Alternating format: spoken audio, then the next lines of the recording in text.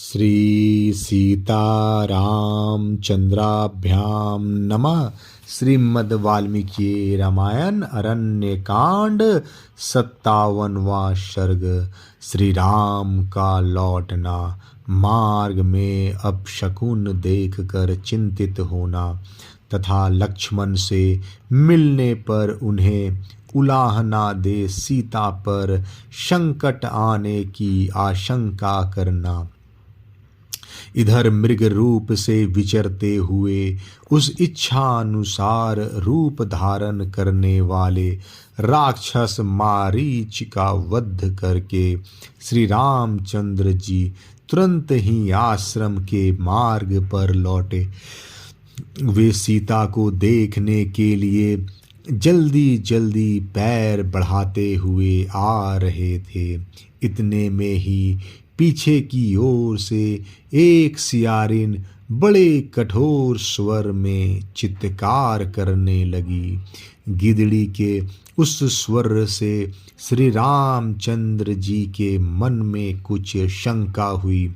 उसका स्वर बड़ा ही भयंकर और तथा रोंगटे खड़े कर देने वाला था। उसका अनुभव करके वे बड़ी चिंता में पड़ गए। वे मन ही मन कहने लगे, यह सियारिन जैसी बोली बोल रही है, इससे तो मुझे मालूम हो रहा है कि कोई अशुभ घटना घटित हो गई। क्या विदेह नंदिनी सीता कुशल से होगी? उन्हें राक्षस तो नहीं खा गए? मृग रूपधारी मारीच ने जानबूझकर मेरे स्वर का अनुसरण करते हुए जो आर्त पुकार की थी, वह इसलिए कि शायद इसे लक्ष्मण सुन सके।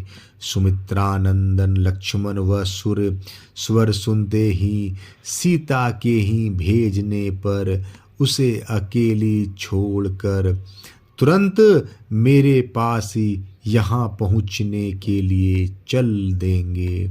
राक्षस लोग तो सब के सब मिलकर सीता का वध अवश्य कर देना चाहते हैं।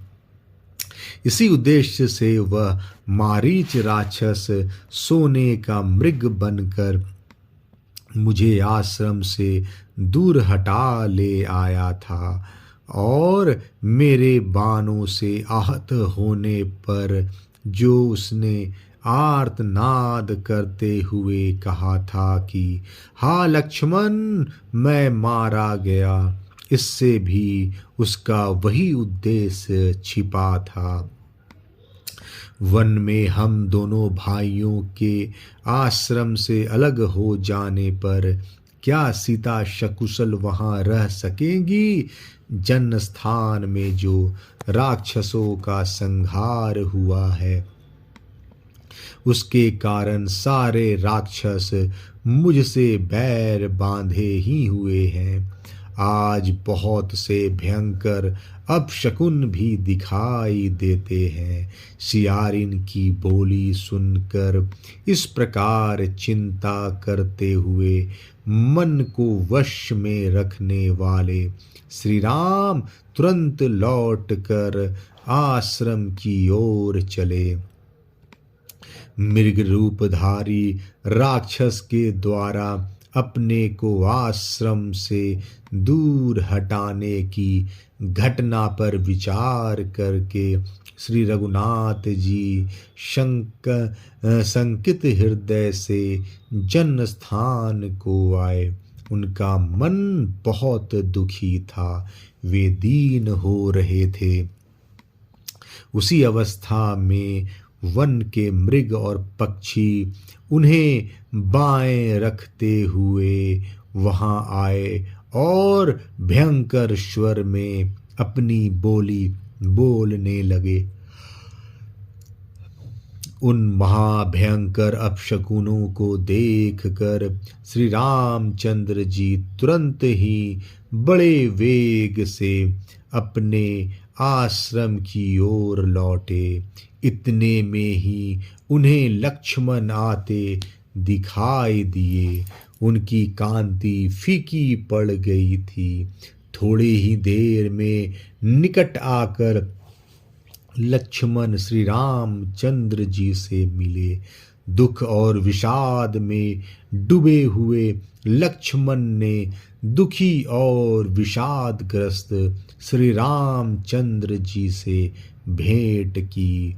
उस समय राक्षसों से सेवित निर्जन वन में सीता को अकेली छोड़कर आए हुए लक्ष्मण को देख भाई श्री राम ने उनकी निंदा की। लक्ष्मण का बायां हाथ पकड़कर रघुनंदन आर्त से हो गए और पहले कठोर और अंत में मधुर वाणी द्वारा इस प्रकार बोले, ओहो सौम्य लक्ष्मण, यह तुमने बहुत बुरा किया जो सीता को अकेली छोड़कर यहाँ चले आए। क्या वहाँ सीता सकुशल होगी? वीर, मुझे इस बात में संदेह नहीं कि वन में विचरने वाले राक्षसों ने जनक कुमारी सीता को या तो सर्वथा नष्ट कर दिया होगा या उन्हें खा गए होंगे, क्योंकि मेरे आसपास बहुत से अपशकुन हो रहे हैं। पुरुष सिंह लक्ष्मण, क्या हम लोग जीती जागती हुई जनक दुलारी सीता को पूर्णतः स्वस्थ एवं सकुशल पा सकेंगे? महाबली लक्ष्मण, ये मृगों के झुंड दाहिनी की ओर आकर जैसा अमंगल सूचित कर रहे हैं, ये गीदड़ जिस तरह भैरव नाद कर रहे हैं तथा जलती सी प्रतीत होने वाली संपूर्ण दिशाओं में पक्षी जिस तरह की बोली बोल रहे हैं,